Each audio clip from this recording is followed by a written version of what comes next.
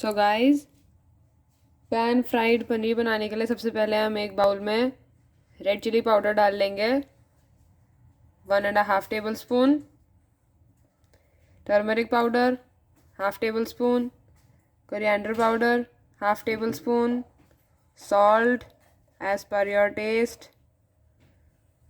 And इन सबको अच्छे से मिक्स कर लेंगे।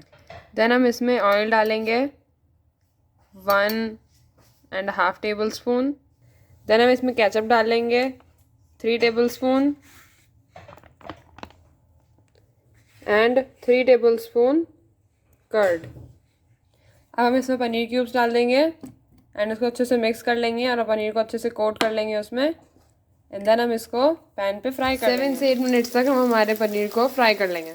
सो गाइस, अब हमारे पैन फ्राइड पनीर रेडी हैं, बहुत ही क्रिस्पी एंड अंदर से सॉफ्ट एंड बहुत ही क्रंची एंड डिलीशियस। सो अगर आपको मेरी रेसिपी पसंद आई हो तो please like, share, subscribe to my channel, click the bell icon to know with my video and do comment that what do you want me to make in my next video. Bye.